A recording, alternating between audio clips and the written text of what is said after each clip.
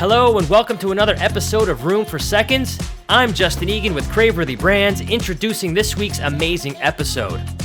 So let's get into it. Here are the 3 big takeaways from today's conversation. Number 1, the importance of teaching and molding future leaders. For Gregg, being a leader in the restaurant industry unlocks so many skills that are transferable to other roles, other industries, and to our own personal growth. And because this industry is often an entry level to a longer career, it's important to teach and develop from early on. Number 2, despite the freaky fast growth of Craveworthy Brands, it's always a good idea to stay connected and be grateful for all that comes your way. The good things that catapult you forward and the bad things that teach you lessons. And number 3, as tempting as it might be, never lower your quality just to scale faster. Quality is important to Gregg Majewski, and as Craveworthy continues to expand, his biggest sticking point is to maintain the food quality and the level of hospitality. If those 2 elements disappear, then guess what? So might your customers. So stop what you're doing, listen to this episode, and subscribe to Room for Seconds for weekly inspiration with more content like what you're about to hear. Thanks for listening. Enjoy the episode. Look, a lot of you know Gregg. He's been very, very generous to our team, sending out lunch to us. He spent some time in our office hanging out with us. So we know him from somewhat of a distance. And I don't say this for a lot of people. Aside from Gregg being a very dear friend of mine, he is a titan of the industry. And he's going to laugh when I say that. But the work that Gregg has accomplished along with his team over the last 18 to 24 months is pretty unprecedented as far as I'm concerned. It looks like, and Gregg, you can correct me on the numbers here, but you've gone from somewhere around 0 to 3 concepts to upwards of 14 now, if my math is right. Yep. Yeah. Gregg is not much for a lot of words there. Yep. Yeah. All yes and no questions. Okay, then we're just going to dive in, Gregg, so we can hear you talk a little bit more. So we do this every other week where the team gets together and we listen to operators sort of share their thoughts on the industry and their thoughts on the restaurant business, just as a way to get us to be more motivated and think outside the box. So on behalf of the team, thank you for being here and taking the time to talk with us. So why don't we start with an easy one for you and tell us what excites you about the restaurant industry? So the thing that makes this industry so special is that you get to mold and grow first job, people who are taking their first job. So the restaurant industry has always been a stepping stone. It's where high school kids, college kids, and everyone has to go and get their first experience of how they work and first opportunity to earn money.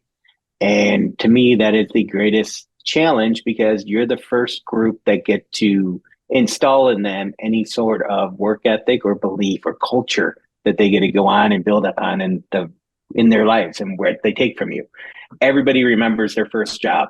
Everybody remembers that first experience. And so when we get somebody that has chosen to work for us and it is that first opportunity, we want to go above and beyond to teach them, hey, how to be punctual, how to treat your employees, how to treat a customer, how to be able to get through situations that are so horrible at times because consumers can be mean, and how you're supposed to treat people continually. And that's on us. And if you do a good job on it, those people are going to look back over the next, 20 and 30 years. Man, I had this job that taught me the importance of being on time, taught me the importance of treating people with the same level of respect that I want to be treated with all the time. And to me, that's what makes this industry so exciting, is that you mold the next generation of leaders. And for all we know, the next president or, the next Steve Jobs is coming into our restaurant. So if we can install in them something great that they can take later, that makes it all worthwhile. I think that's a great answer. And I share the sentiment. One thing that I've sort of found differently, and I'm curious on your thought of it, is I agree with everything you said, and no disrespect to the younger people on this call, but now coming out of COVID, less people want to join the restaurant industry. And then you're getting people joining the restaurant industry who aren't looking at it as a first job or as a stepping stone. And they're doing it more because they have to than they want to. So I don't know if the younger generation or the people who are joining the industry right now are coming for that same passion that you just spoke of. So how do you convey that message of, we can teach you such building blocks for your next career and for your next opportunity, when they feel disinterested? How do you combat that? How does the team, create that passion? So I mean, the that comes from the leadership above and the leadership in the store. If you love what you do and the leader of your restaurant loves what they do and they're passionate about building their team day in and day out, you do it without even trying to do it.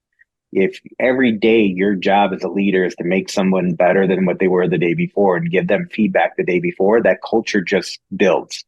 And you're not going to have the kids today know that you're even doing it. You have to do it because you're doing the right thing by them day in and day out. And a great leader sits there and sets the expectation and the goals for their staff every day to teach them something else, to give them some sort of feedback. And it can be something as simple as saying, hey, you did a great job when you addressed customer Y. Yeah, I know she got a little offhand. Just make sure you look at her in her eyes and nod your head that you understand when she's yelling at you. It's hard to be yelled at, but give them the respect to that. You just sit there and nod your head, and look them in the eyes as they're doing it.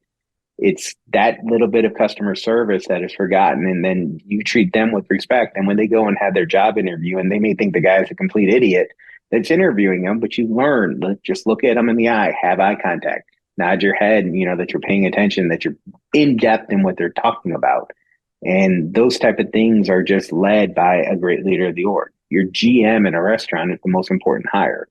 And if your GM isn't constantly looking at ways to make you better, you're never going to get there. And then your store is always going to go like this. And those great GMs are what drives the next great leader and builds a team continually. I mean, look at your Wabaos or look at Lettuce as a whole.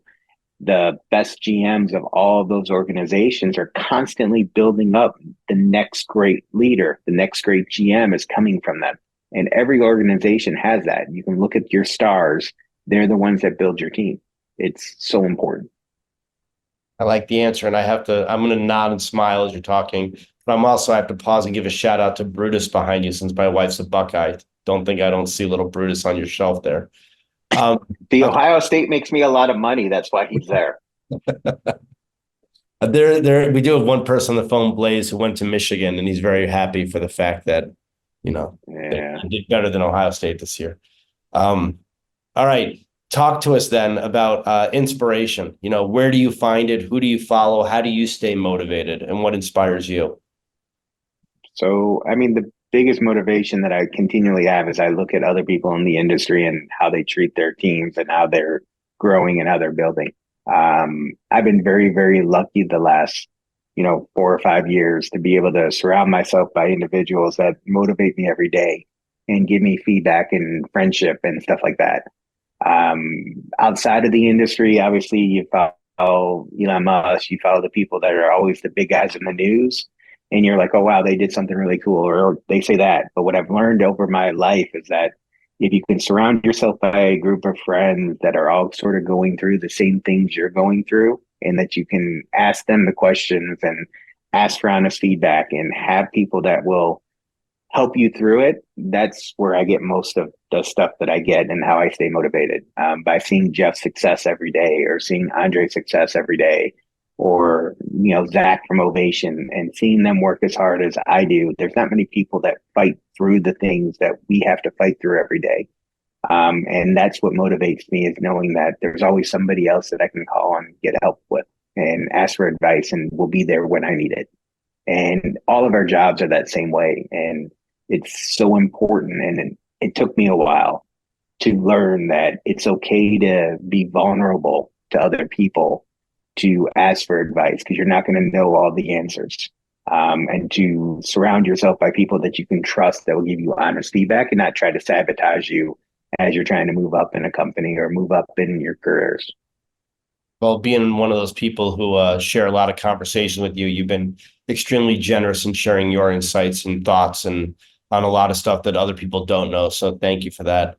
Talk to us about hospitality. You just mentioned, looking someone in the eye and, sort of taking it on the chin just so that person can get through their day. But how do you define hospitality, and how do you look at hospitality? I think hospitality is everything that the restaurant industry is supposed to be. Food is forgettable in most places, but you'll remember great hospitality, you'll remember great service. And so to me, I look at, and I use Disney all the time as that example. If you can be as happy and as kind to the amount of people that walk through those parks every day that are grouchy and hot and sweaty, but they can install that culture that makes you feel special when you get on a ride or makes that little kid's dream come true.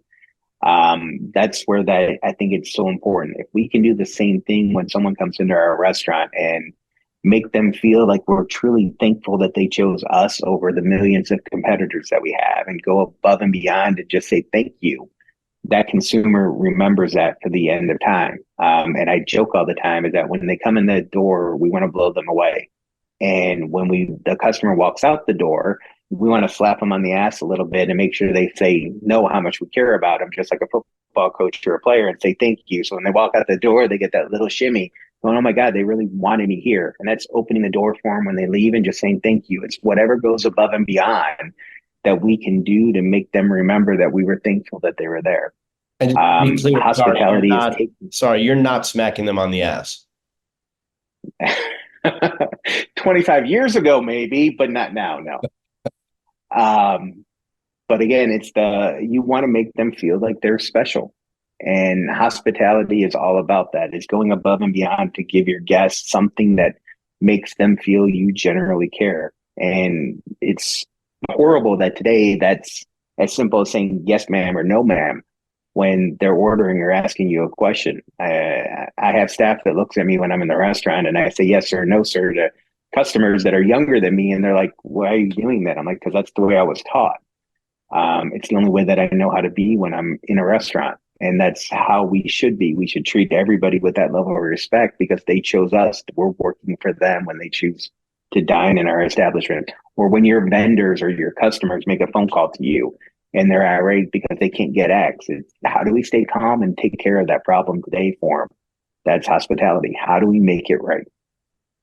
So I've seen, at Lollapalooza last year, you spent a lot of time working on the fryers and making a lot of the chicken. And there was a picture on LinkedIn recently that one of your people posted how you were in one of the restaurants cooking, doing it. Why do you get so hands-on?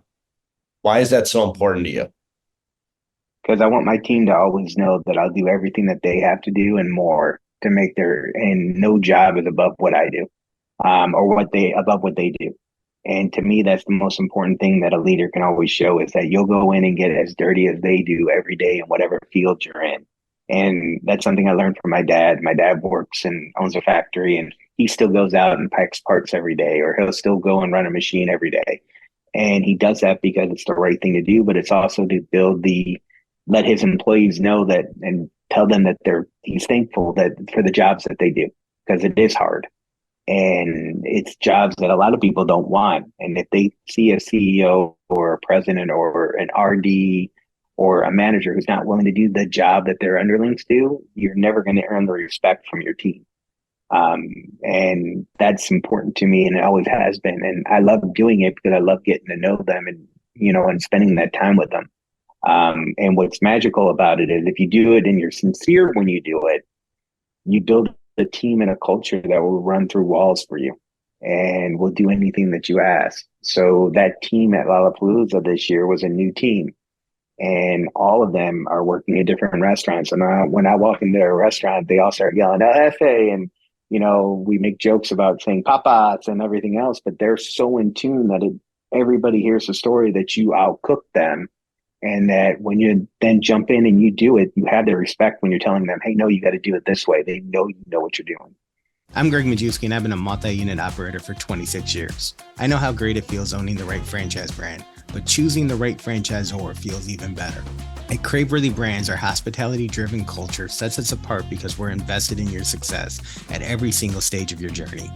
We're operators alongside you, paving the way forward to give you a head start on greatness. Start your franchise journey at craveworthybrands.com. I agree 100%.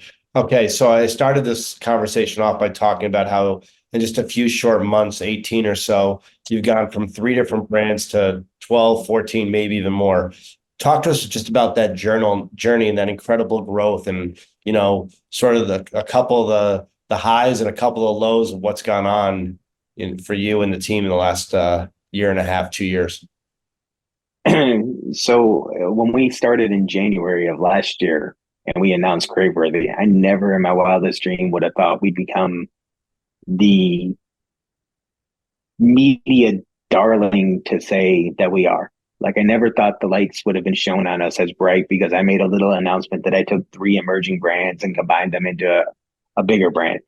And from that moment, it's sort of been like this weird rocket ship that has continued to grow and has sped up our growth at such a fast rate that the growth is sometimes very nerve-wracking and very stressful because you're growing at a pace now and had the opportunities to grow where new problems are coming at you faster and faster than you team is ever ready for.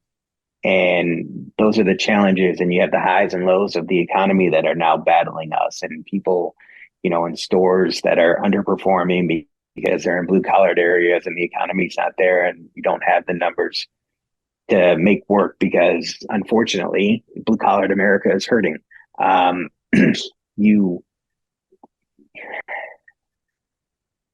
It has been a truly amazing ride in a short amount of time. To be able to have what you're building sort of blessed and acknowledged by some of the biggest that have ever been in the industry coming up to you and asking to join your board is, mind numbing. And it just shows that if you treat people right and you stay on mission and you always do what you say you're going to do, you're eventually going to come out as the big winner. And that's really what the year's been about, is that I've never deviated from the way I am or how I treat people. And I've lost a ton of times in my career from people taking advantage of that or stuff like that. And then this year, it all sort of clicked because everything that I've ever worked for sort of was acknowledged by so many and repaid tenfold. And that ride has been amazing. I love it. I love it. So talk to us about team. You've had this unbelievable rapid growth, so you need to add to your team, and adding people to the team obviously is time consuming, as well as making sure you're making the right decisions. And then there's quite a bit of cost involved as you're trying to grow to that team. How do you know when it's time to add to the team, and what position? And are you reactive? Are you hiring because there's a need, or are you being proactive and thinking, I need this person because this is coming? Talk to us a little bit of what team means to you and how you go about making it happen, especially because they're all going to watch this afterwards. So, team is the most important part of what makes us go. If you have a crappy team in any org, you're going to fail. And no matter who's leading the organization, if the team's not up to it, you're going to fall short. You need to build a culture that is in place where the team knows that you truly appreciate them and that you respect them and that you go to work every day to fight for them. Once that culture is sort of established, then building the team is a heck of a lot easier than it is if that's not there. I've been fortunate that I've been able to build the team a heck of a lot quicker than most companies because I've spent 26 years in the industry, and everyone that I've worked with in the past, when I started doing this, started looking out for who should be on here. So the team that we assembled quickly is amazing. Then it's to maintain and at the level of growth as you want to be. You can't be hiring reactively. You got to be hiring for where you want to be 2 and 3 years from now. And that's the hardest part, is that you have to eat that cost for a little bit to get to where you want to go in the next 2 to 3 years.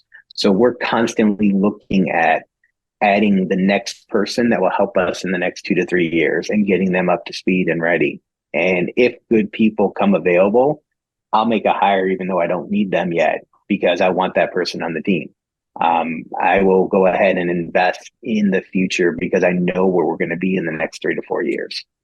So I'm different, is that I'll take a pay cut or I'll forgive debt or bonus or put more money into my company to get somebody to come work for me for a little bit, because I know how important it is that I have that around me to do what I want to do.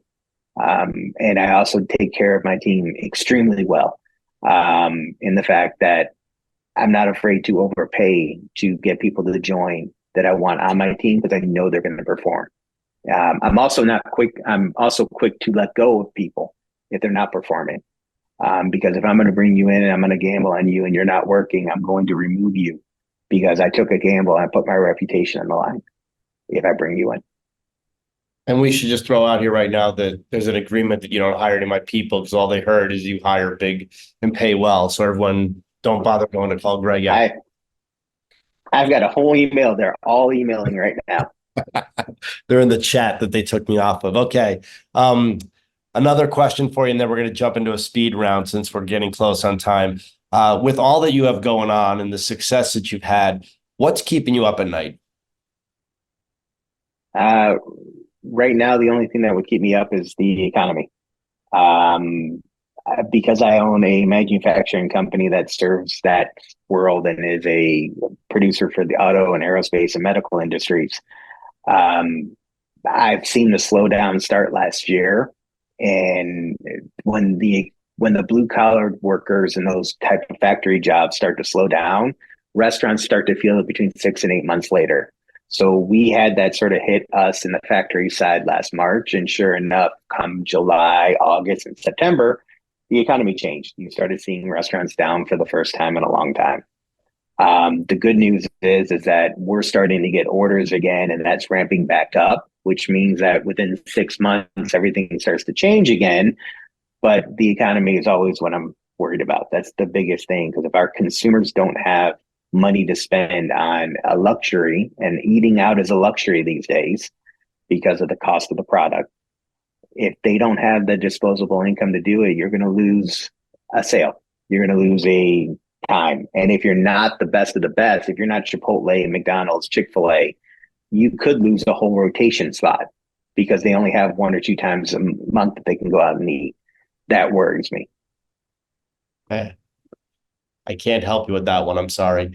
But I did skip one of my questions. So I have to back up before I get to the speed round. And I actually skipped it on purpose, but I'm going to make you answer it now. So when you have this growth that you're having, when we're going through it a number of different ways, is quality becomes an issue, right? You have scale and growth at speed, but you got to maintain quality. Talk to us about how you maintain quality, how you don't have sacrifice during that growth. And I'm going to ask you to talk about, how angry I am about the Bud Long biscuit that you changed, but why you changed it in order to ensure quality.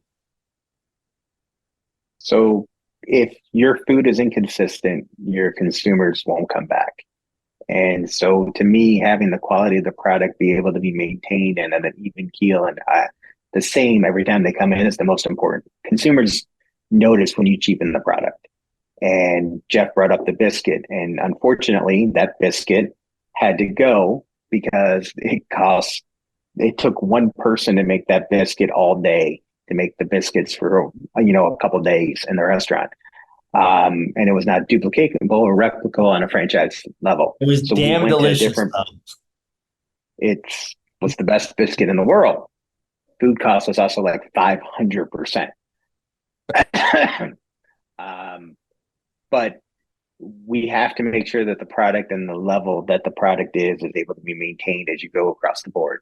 So for you all, it's like if you were to go and change the chicken in a Wow Bao and go to a lesser quality product, your consumer is going to know that you cheapen the product.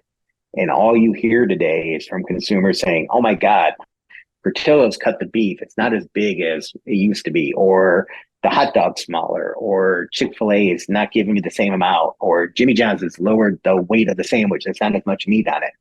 We're all looking for ways to improve our bottom line, and we're sacrificing what the consumer has gotten accustomed to. And it's more important for you to find a way to charge what your product is worth and maintain that level of quality, because quality always ends up winning in the restaurant game. It always does. And you may have the higher priced item for a short amount of time and you may feel it. Like right now, we're feeling it.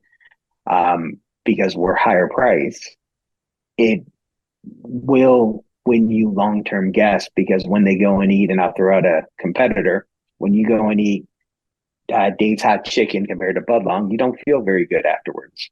When you go and eat Budlong, because we haven't done some of the things that we could to cheapen our product, you don't feel like you had a gut bomb all day. And that is done intentionally to make sure that my product stays better. And consumers will reward me for that. And I'll die on that one. I won't sacrifice that. Okay. Don't die, but don't sacrifice. All right. Speed round. You ready? Sure. Since you're wearing Jimmy John's clothing, tell us what makes a great sandwich. Mayo and the bread. Okay. Shoestring or waffle fry? Waffle. American or United? American. I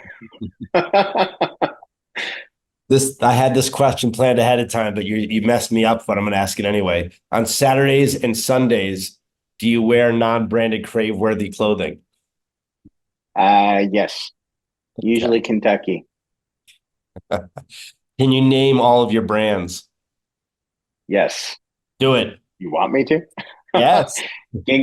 Genghis Grill, BD's, Mongolian Flat Top, Budlong Hot Chicken, Crafted Burger and Bar, Wing It On, Lucky Cat, Patsitsa, Tsum Tsum, Scrambling Eggs, and as of this week, Dirty Dough Cookies are the 11 announced brands.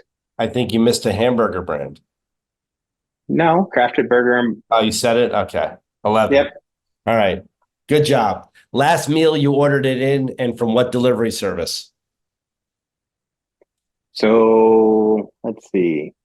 Last meal I ordered in would have been DoorDash was the delivery service, and a pizza concept right by my house, little mom and pop. Okay. I'm going to go back to your brands for a second. Which one are you most excited about for 2024? Budlong and Tsum Tsum.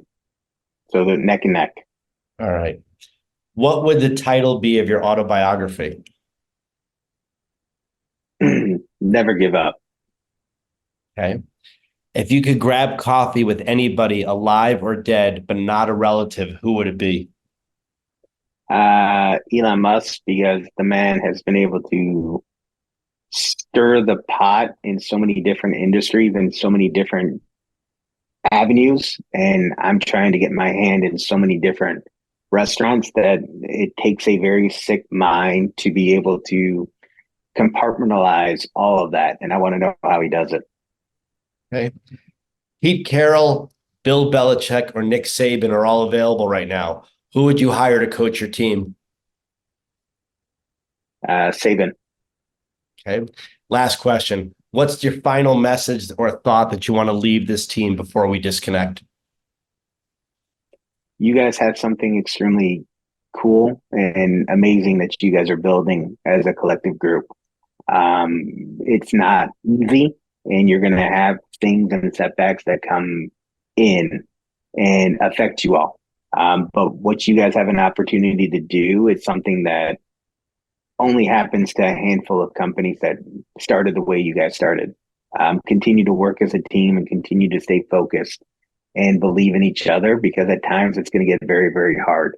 And you all have an exceptional opportunity to end this on a height that will be remembered for a long, long time, but also give your company, yourselves, an opportunity for greater things once it happens.